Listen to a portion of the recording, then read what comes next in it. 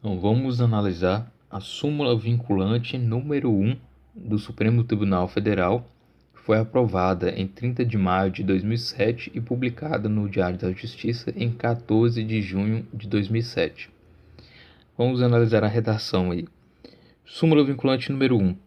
Ofende a garantia constitucional do ato jurídico perfeito a decisão que, sem ponderar as circunstâncias do caso concreto, desconsidera a validez e a eficácia de acordo constante de termo de adesão instituído pela Lei Complementar número 110 de 2001. Então, tratamos aí da primeira súmula vinculante aprovada pelo Supremo Tribunal Federal, que trata de vários conceitos em várias disciplinas. Disciplina de direito constitucional, direito civil, direito processual, direito do consumidor, pode-se dizer também, direito trabalhista, enfim, vários ramos do direito que se juntam aí nessa súmula vinculante para estabelecer essa, então, agora norma através da súmula vinculante número 1. Então vamos passar a analisar a redação. Ofende a garantia constitucional. Então, alguma coisa ofende a garantia constitucional. Mas o que é garantia constitucional? A Constituição de 1988, ela traz uma série de direitos, né, que são dados aí a todo cidadão e a toda pessoa que estiver aqui em nosso país, nosso território. Além de dar esses direitos, a Constituição tem que também garantir esses direitos, ou seja, tem que dar efetividade a eles. Não basta dar os direitos sem dar um instrumento para que eles possam ser exercidos. Então, a garantia constitucional são os instrumentos para o exercício dos direitos fundamentais. Então, garantia são os instrumentos dados para que os direitos sejam efetivamente cumpridos. Então, é basicamente como a regra do queijo. Os direitos são como se fosse o queijo e a faca para cortar aquele queijo é como se fosse a garantia. Não adianta nada ter o queijo sem ter uma faca para cortá-lo. Então, a garantia serve como instrumento de efetividade aí e para proporcionar o exercício desses direitos. Então, alguma coisa ofende uma garantia constitucional, alguma coisa ofende algo que serve para o exercício dos direitos fundamentais. Ofende, então, o que? O ato jurídico perfeito. Então, o ato jurídico perfeito é uma garantia constitucional e está previsto no artigo 5º, inciso 36, que dita basicamente que a lei não pode prejudicar o ato jurídico perfeito. Mas o que é um ato jurídico perfeito, afinal? O artigo 6º, parágrafo 1º da Lei de Introdução às Normas do Direito Brasileiro, que é a antiga Lei de Introdução ao Código Civil, ele trata de conceituar o que seria ato jurídico perfeito. No artigo 6º diz o seguinte: a lei em vigor terá efeito imediato e geral, respeitados o ato jurídico perfeito, o direito adquirido e a coisa julgada. E no parágrafo 1º trata sobre conceituar aí o ato jurídico perfeito. Parágrafo 1º. Reputa-se ato jurídico perfeito o já consumado, segundo a lei vigente, ao tempo em que se efetuou. Ou seja, o ato jurídico perfeito é aquele que foi realizado entre as partes, um contrato, por exemplo, e ele cumpria todos os requisitos da lei na época, não violava nada e tratava aí de ter todos a sua validade, toda a sua eficácia naquele momento.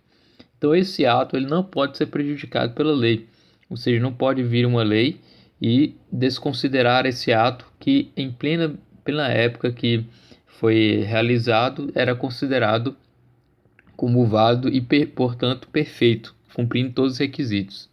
Então essa garantia constitucional serve justamente para permitir com que a pessoa tenha direito à segurança jurídica, né?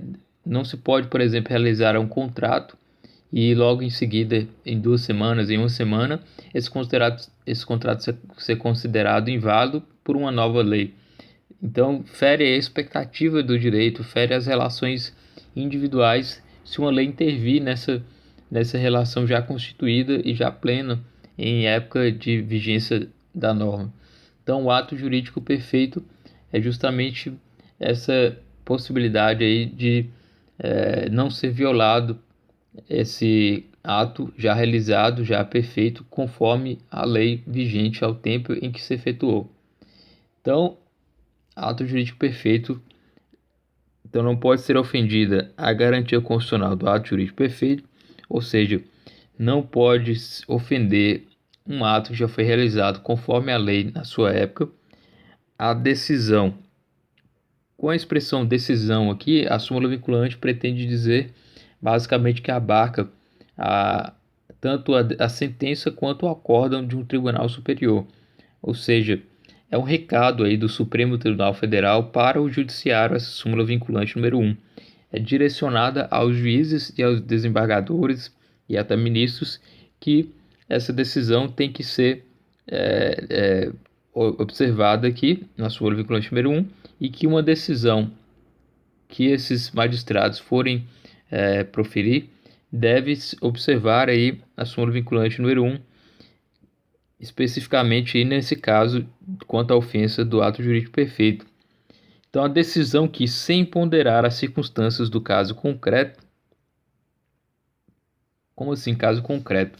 Todo caso tem que ser avaliado conforme suas provas, conforme suas peculiaridades. Então, em caso aí de verificação de norma abstrata, não poderá ser verificada, como pode-se dizer aqui, na súmula vinculante número 1, tem que ser observado o caso concreto e não uma norma abstrata. Então, deve ser verificada a prova de cada caso e não ser levada à análise de uma norma abstrata pelo juiz. Então, cada circunstância, cada caso tem que ser analisado no âmbito da questão fática, no âmbito dos fatos e das provas. Então, a decisão que, sem ponderar as circunstâncias do caso concreto, ou seja, uma decisão judicial que não analisar as peculiaridades, as provas do caso, desconsidera validez e eficácia. Como assim validez e eficácia? De acordo, no caso, né? De um acordo. Toda vez que se celebra um negócio jurídico, um ato entre duas pessoas, ou mais de duas pessoas, deve-se verificar a validez desse ato e, portanto, através da sua validez, a sua eficácia. Todo ato, então, negócio jurídico especificamente, tem que ter um agente capaz, um objeto lícito, possível, determinado ou determinável, e tem que ter uma forma prescrita ou não defesa em lei. Isso está disposto no artigo 104 do Código Civil. Ou seja, as partes devem ser agentes capazes, ou seja, devem ser maiores de idade, devem ter o discernimento para realizar aquele ato, aquele negócio jurídico. O objeto tem que ser permitido pela lei, não pode ser algo que seja impossível, algo que seja provável e que seja permitido pela lei. E a forma desse ato não pode ser proibida em lei. Então, isso traz a validade desse ato jurídico, desse negócio jurídico. Tendo esses três requisitos, agente capaz, objeto lícito, possível, determinado ou determinável e forma prescrita ou não defesa em lei, o ato jurídico, o negócio jurídico vai ser considerado válido. E sendo válido, ele poderá produzir efeitos. Então, a decisão que, sem analisar as provas de um caso concreto, ela desconsiderar, dizer que aquele ato, aquele negócio jurídico é considerado inválido e que não produz efeitos, no caso aqui um acordo constante em termo de adesão. Como assim termo de adesão? O termo de adesão é uma espécie de contrato. Está previsto, pode ser visto com mais detalhe, em um conceito do artigo 54 da Lei 8.078, Código de Defesa do Consumidor. No artigo 54 do Código de Defesa do Consumidor diz o seguinte: contrato de adesão é aquele cujas cláusulas tenham sido aprovadas pela autoridade competente ou estabelecidas unilateralmente pelo fornecedor de produtos ou serviços, sem que o consumidor possa discutir ou modificar substancialmente seu conteúdo. Então, o contrato de adesão é aquele que apenas uma parte estabelece as cláusulas e a outra parte, no caso aqui, geralmente quem vai aderir, pode se aderir ou não a esse termo de adesão. Então, recapitulando, Uma decisão judicial não pode ofender um ato jurídico perfeito, não pode ofender a garantia constitucional, pois ela tem que avaliar as circunstâncias, as provas de cada caso, e só assim a sentença, a decisão, poderá verificar a validade do ato, considerar ele válido ou inválido, com base nessas provas, de um acordo em um termo de adesão, ou seja, um termo em que apenas uma das partes realizou as cláusulas do contrato. E esse termo de adesão é instituído pela Lei Complementar número 110 de 2001. Importante ressaltar que a Lei Complementar ela tem um quórum qualificado, diferentemente da Lei Ordinária. Isso está previsto em geral na Constituição de 88 para a sua criação. Mas do que trata a Lei Complementar número 110 de 2001? Basicamente, temos que analisar aqui o histórico da súmula vinculante número 1 e ver aí quais as razões de tratar aí sobre essa Lei Complementar 110 e por que algumas decisões estavam ferindo o ato jurídico perfeito quando não analisavam os casos concretos. Passamos então a analisar o histórico da súmula vinculante número 1. Então, aqui histórico da súmula vinculante número 1. Inicialmente temos a Constituição de 88. Na Constituição ela trata sobre o Fundo de Garantia por Tempo de Serviço, no artigo 7º, inciso 3. Então toda pessoa, a partir da Constituição de 88, aquele trabalhador, teria o direito ao Fundo de Garantia por Tempo de Serviço, que nada mais é do que o empregador recolher aí, em média 8% da remuneração daquele trabalhador e depositar numa conta especial, justamente para garantir aí que quando o trabalhador for demitido ou quando ele tiver alguma necessidade especial, ele possa ir lá sacar esse valor já acumulado. Então a Constituição de 88 traz aí o FGTS.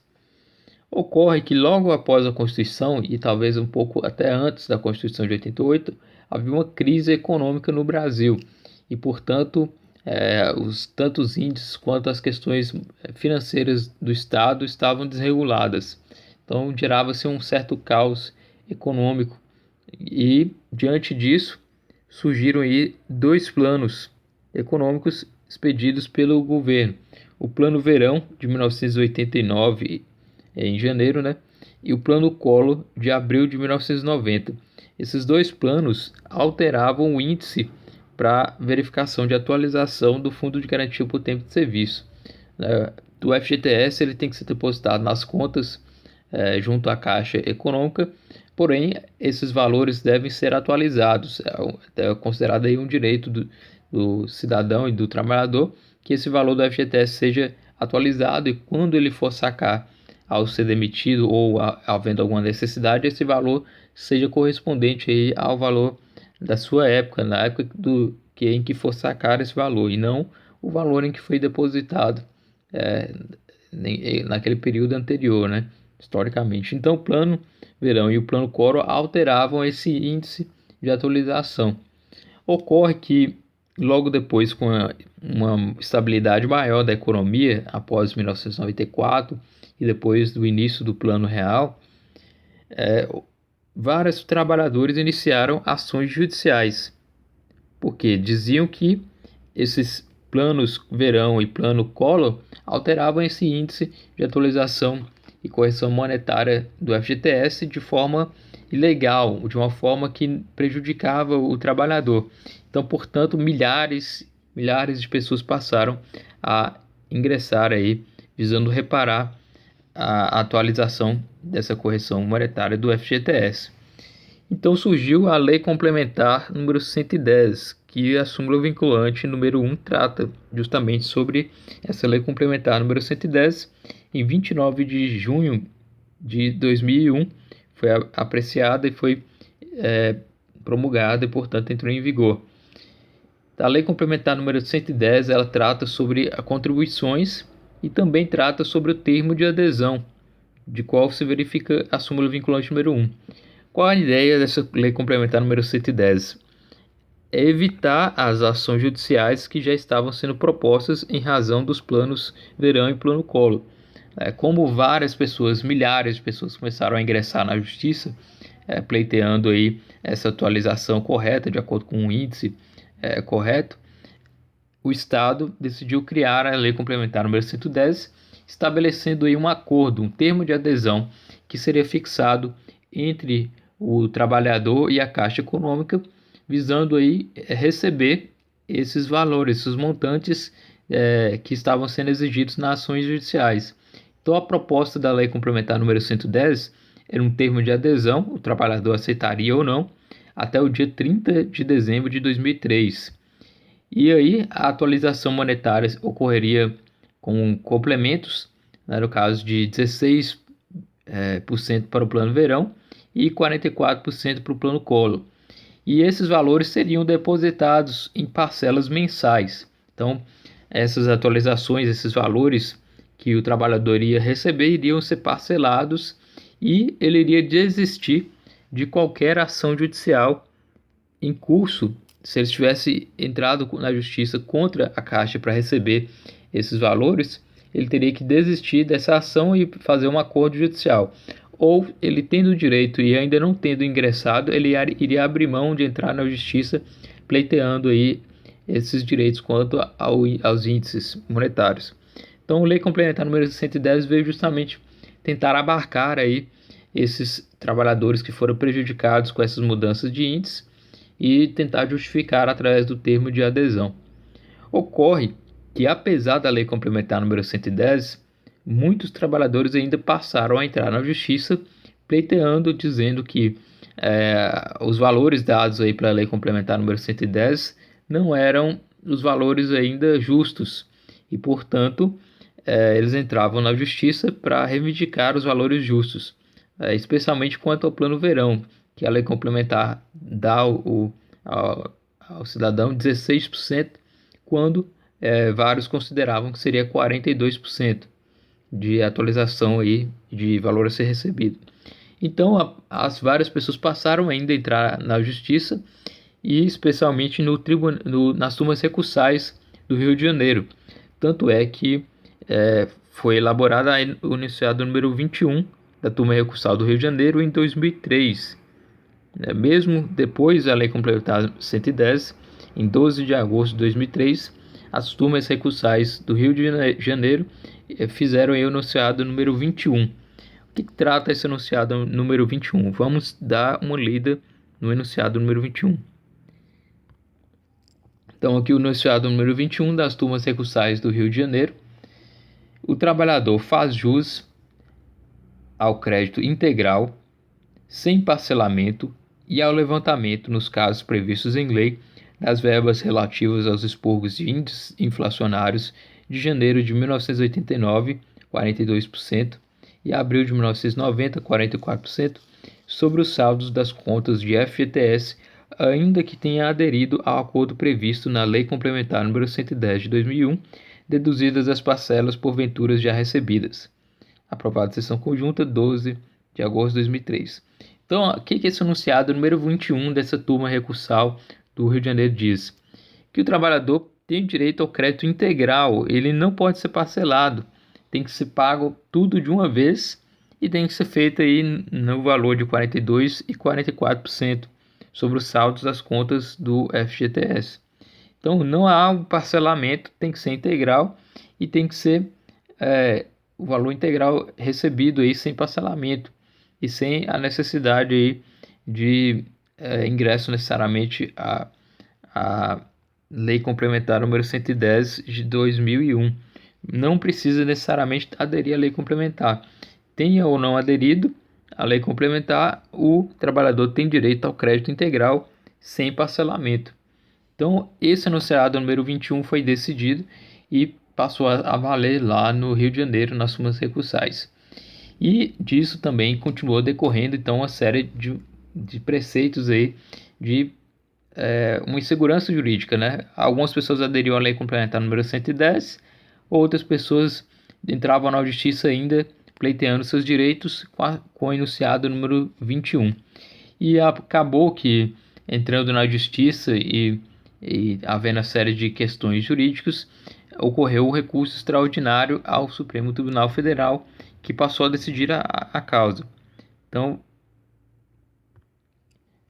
coube ao STF decidir o recurso extraordinário 418.918 em 2005, em 30 de março de 2005, com relatoria da ministra Ellen Grace.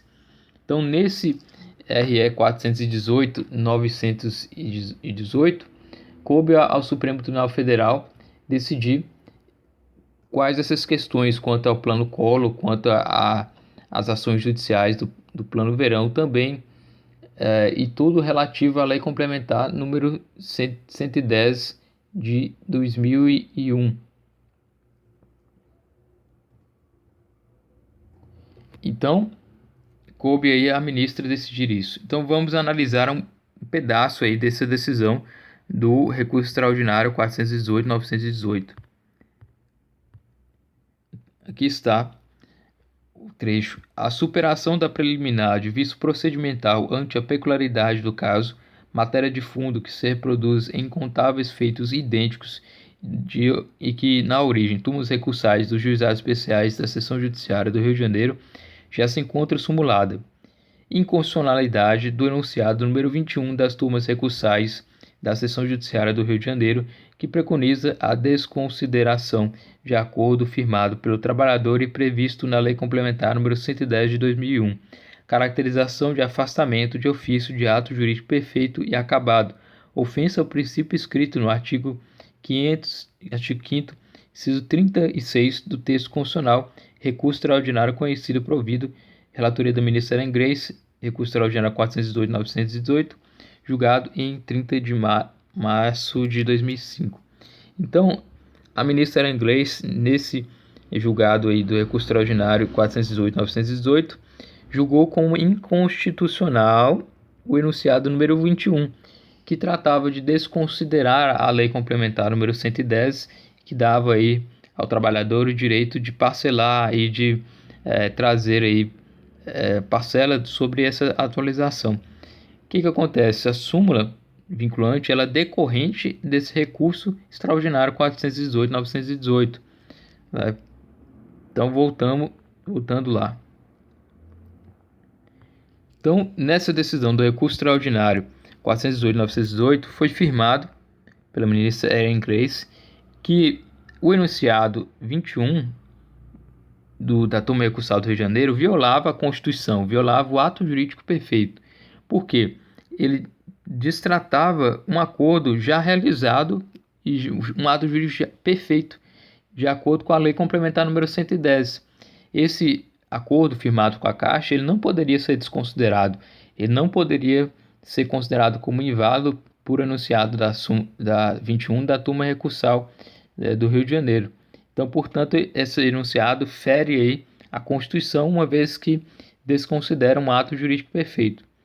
Então, com base nesse julgado e mais outros dois que vieram no mesmo ano de 2005, passou-se a entender que esse deveria ser o entendimento aí da Suprema Corte, e diante de vários, talvez milhões de casos que poderiam ainda ser ingressados na Justiça, né? Há uns dados aí que dizem que essa Lei Complementar número 110 abarcaria em cerca de 30 milhões de trabalhadores, 30 a 40 milhões de trabalhadores.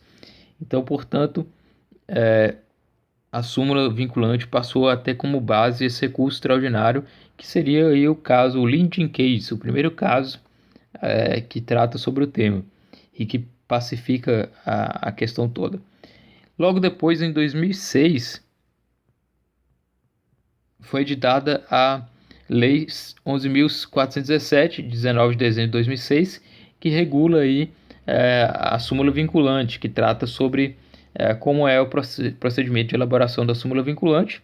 Foi proposto, então, ao Supremo Tribunal Federal, pela própria ministra Ellen Grace, que deveria existir uma súmula vinculante com relação a esse caso aí do Plano Verão, do Plano Collor e da Lei Complementar 110. Então, em 2007, em 30 de maio de 2007, foi feita a primeira votação aí da súmula vinculante número 1 e aprovada e publicada em 14 de junho de 2007. Então, portanto, foi aprovada a súmula vinculante número 1. Então, esse é o histórico da súmula vinculante número 1, que trata aí sobre a Lei Complementar número 110 e o Plano Verão e o Plano Collor, tendo como lead case o recurso extraordinário 418.918. Então, recapitulando a súmula vinculante número 1. Ofende a garantia constitucional do ato jurídico perfeito, ou seja, ofende um ato que já foi realizado em uma determinada época, cumprindo todos os requisitos, uma decisão, uma sentença ou um acórdão de um tribunal, sem ponderar as circunstâncias do caso concreto, que sem analisar as provas do caso concreto, se há ou não vício de consentimento, se há ou não uma prova que possa desconsiderar a validez e eficácia de acordo. Então, só mediante uma análise de uma prova, sem analisar aí um enunciado, no caso a súmula o enunciado da 21, que é uma norma abstrata, não pode ser considerado, tem que ser um caso concreto. Então, o enunciado número 21 é considerado inconstitucional. Então, desconsidera a validez e eficácia de acordo constante de termo de adesão, que é aquele proposto por uma parte e que ela tem o domínio sobre todas as cláusulas e cabe a outra parte aceitar ou não. No caso aqui, em apreço, a Caixa Econômica Federal fornecia o contrato de adesão com base instituído pela Lei Complementar número 110, que trazia um acordo para justamente evitar a judicialização e referente aos índices de atualizações, aos índices inflacionários do Plano Verão e do Plano Collor, relativos ao Fundo de Garantia por Tempo de Serviço. Então, essa é a súmula vinculante número 1.